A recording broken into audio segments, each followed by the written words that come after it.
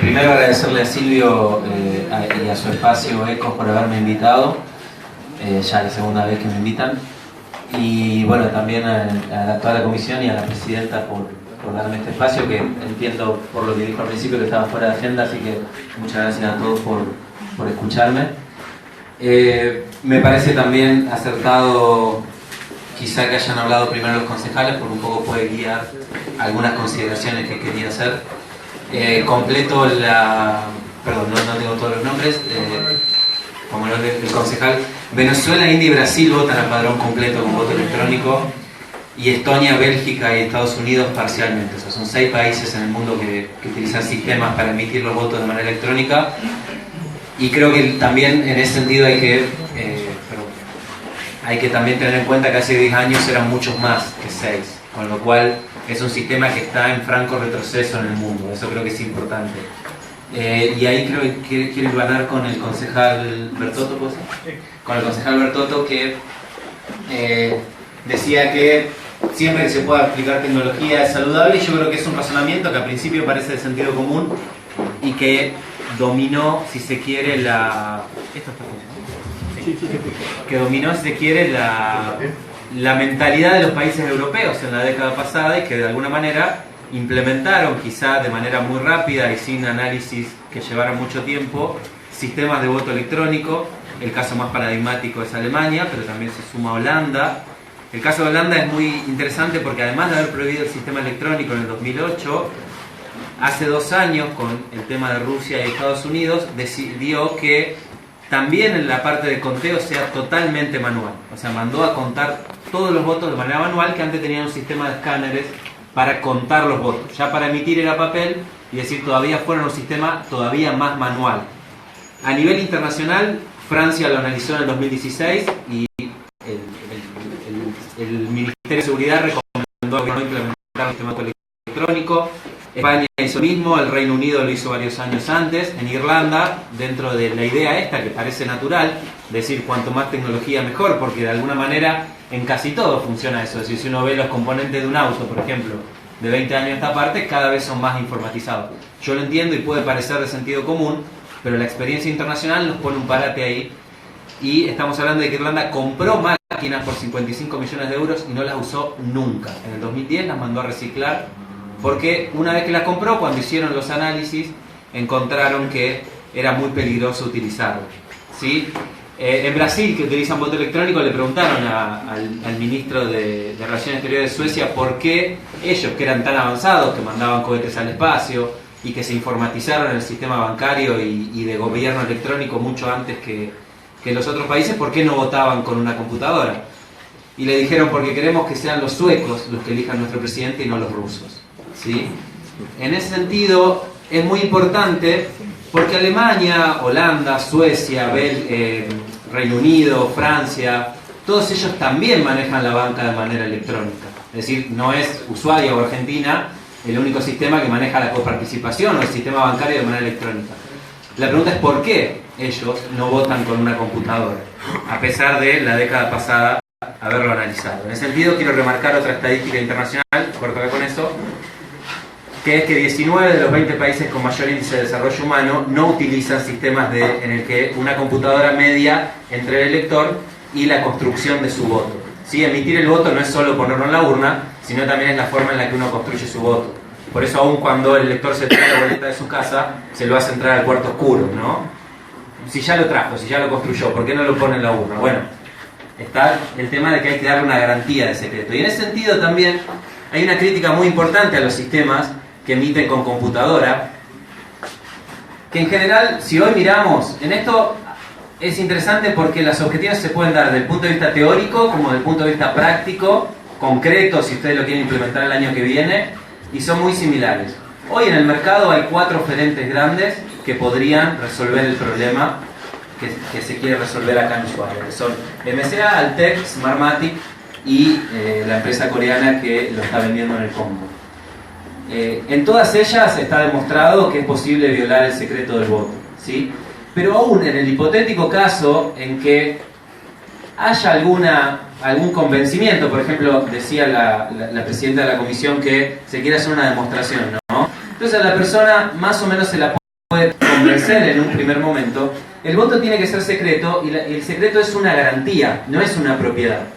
¿Qué significa que sea una garantía? Cuando yo voy a alquilar y llevo una garantía, no digo, mirá, él es Silvio, mirá qué cara de bueno que tiene. Ofrezco una evidencia de que él es solvente.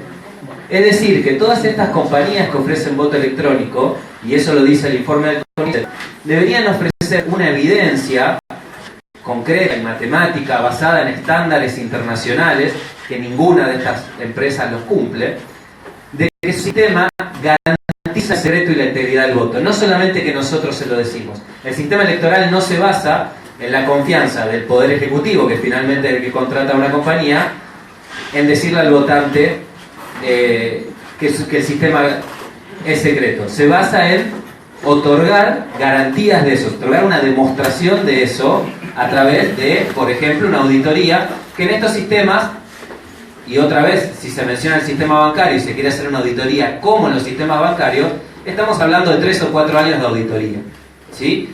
Ya que se pone como ejemplo el sistema bancario. Es también una falacia poner como ejemplo el sistema bancario, es un error muy común y está bien que a alguna gente le suceda. Después cuando uno lo explica, a lo mejor no sé si yo soy muy claro, pero se puede ver la bibliografía respecto del tema, está resuelto ese problema desde el punto de vista técnico, que las propiedades que se le piden a un sistema electoral no son compatibles con las de un sistema bancario. En un sistema bancario, lo principal es asociar el que realiza la transacción, ¿sí?, con la transacción realizada, es decir, garantizar que yo transfiero dinero. Hay una cuestión que, si se quiere, es la confidencialidad, y eso está más o menos resuelto a través de la criptografía, en el sentido de que yo le quiero mandar un mensaje al concejal Pino y no quiero que nadie lo escuche. La criptografía ha avanzado bastante y relativamente uno puede decir que ese problema, uno tiene confianza en eso y por eso usa el sistema bancario. El sistema bancario te da un ticket por la transferencia que vos hiciste, vos te lo llevas a tu casa y si no estás de acuerdo después con el último movimiento de tu cuenta, podés reclamar. Creo que son 550.000 millones de dólares en seguros de fraude bancario, que son operaciones que la gente dice yo no la hice y después el banco tiene que pagar a través del seguro. No hay seguro para decir yo no fui elegido. Por supuesto que de ninguna manera yo quiero menoscabar la elección del concejal cuando se utilizó en Ushuaia, pero es una falacia lógica de, con el ejemplo, generalizar. Es decir, posiblemente haya obtenido los votos que obtuvo y haya sido electo a través de la voluntad popular, pero decir que funcionó una vez no quiere decir que va a funcionar siempre. Y en ese sentido, creo que Venezuela nos da un ejemplo muy claro de cómo se pierde rápidamente la confianza en los sistemas electrónicos. En Venezuela, durante la década pasada, nadie desconfiaba del resultado de la elección. ¿Pero por qué? Primero porque estaba lleno de veedores internacionales y porque además se sabía quién iba a ganar. Una elección que sale 60-40, sea con el sistema que sea, la vas a ganar igual, ¿sí? Pero fíjense lo que pasó hace 2 años, cuando la elección era más pareja. La misma empresa que provee el sistema denunció que faltaban 1 millón de votos. Con lo cual, la confianza en el sistema se pierde muy rápidamente en los sistemas electrónicos y lo más probable es que en una elección muy reñida, ¿sí?, aún aunque el concejal sea o no sea electo, la confianza en ese resultado se pierde mucho más rápido. Porque, otra vez dijimos, no hay garantía para el votante ni de que su voto es secreto, ni de que su voto fue contado tal como lo emitió. Hay muchísimos ataques demostrados, están en el informe, de cómo se puede sesgar la oferta electoral, ¿no? La preocupación del concejal es claro. Hoy uno entra al oscuro y falta boleta, ¿sí? Bueno, en el sistema electrónico se puede hacer exactamente lo mismo. Es decir, los sistemas electrónicos presentan la oferta electoral y lo que uno puede hacer es cada 4 o 5 votantes borrar algunos candidatos. No hay ninguna auditoría que puede, no sé, me pueden dar 2 o 3 años, pueden juntarse todos los técnicos de todos los partidos, que si esa vulnerabilidad fue introducida de manera deliberada, sea detectable. Y otra vez, esto lo digo de la teoría y no queda concreto. Les voy a pasar la referencia de una nota en la cual hace 2 años se descubrió un fraude en la lotería, ¿sí?, en la cual una persona que trabajaba en la empresa de la lotería había logrado introducir en el generador de números al azar una vulnerabilidad, pero que era muy inteligente. Solamente 3 días al año sesgaba la presentación de los números de forma tal que solo haya 100 o 200 boletas ganadoras. Entonces, y era justo, coincidía con las vacaciones, con los feriados largos. Entonces la persona que le había introducido esa vulnerabilidad siempre estaba de viaje, y entonces los ganadores eran de otros estados, y él les daba la mitad de la plata a sus amigos, y esto fue descubierto 10 años después. Y 10 años después, a través de un video de una cámara de seguridad en la que él estaba jugando, y solo porque tenía una voz muy particular, y algunos lo reconocieron a través de la voz, ¿sí? Pero en el sistema de votación esa evidencia no va a quedar. No va a quedar porque nadie está filmando al votante. Con lo cual, de alguna manera, el voto electrónico termina siendo un crimen perfecto porque por definición no tiene que dejar una huella de que fue fraudulento. En ese sentido, yo no quiero imponer ninguna, por supuesto, ninguna postura, ni estoy en posición de hacerlo. Sí, los invito a los concejales o a todos los que tienen una posición favorable, que a mí me parece razonable, y es un pensamiento que también dominó gran parte del mundo desarrollado hace pocos años, que de alguna manera pongamos un parante porque el sistema electoral tiene propiedades totalmente distintas de los otros sistemas que estamos usando, no porque lo diga yo, sino porque en el resto del mundo ocurre eso, ¿no? No hay país más informatizado que Suecia y votan con papel, ¿sí? En ese sentido, yo los invito a pensar. El sistema electoral tiene problemas, el concejal marca. Hay dos problemas muy concretos, el resto yo creo que son un poco exagerados. Uno es el enorme gasto en papel, la no necesaria provisión de la oferta electoral completa del elector, dado que los partidos políticos son los responsables de la oferta electoral, ¿sí? Creo que esos son uno de los problemas que es muy importante de resolver. Para mí, los partidos no son los responsables de proveer la oferta electoral. Y otro de los problemas que decían era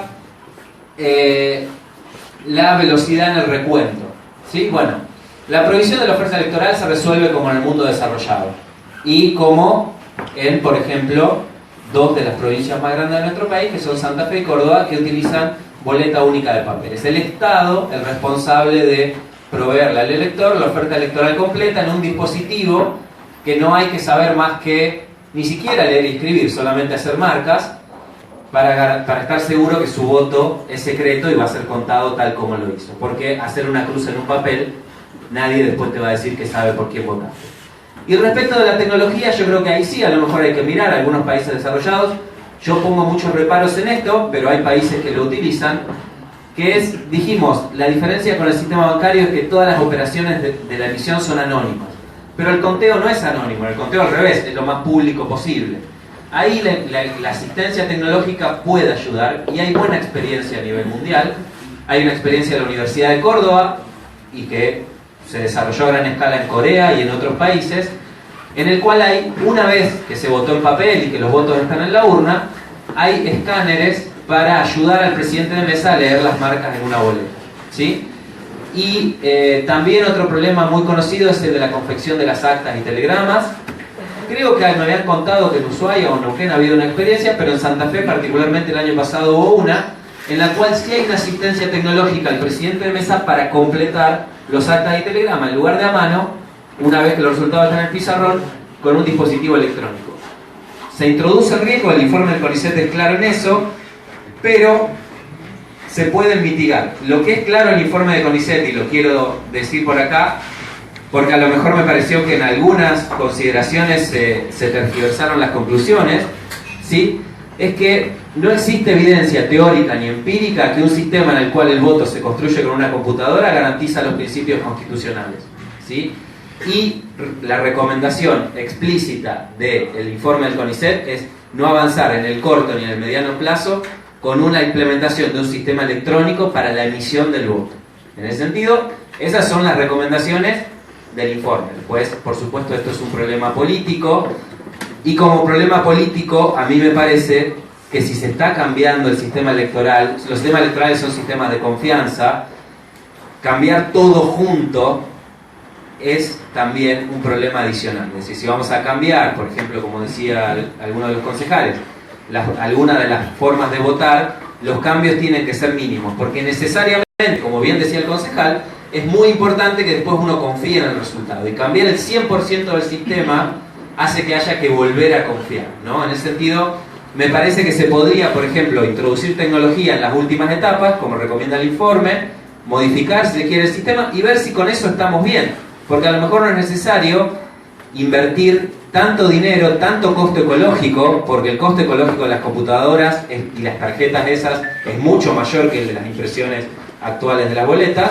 y quizá con eso ya estamos bien y no es necesario hacerle perder al elector la garantía de secreto del voto. ¿Sí?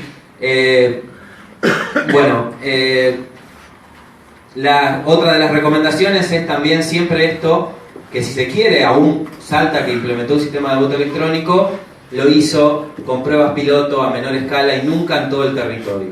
Y una cosa fundamental es tener planes de contingencia.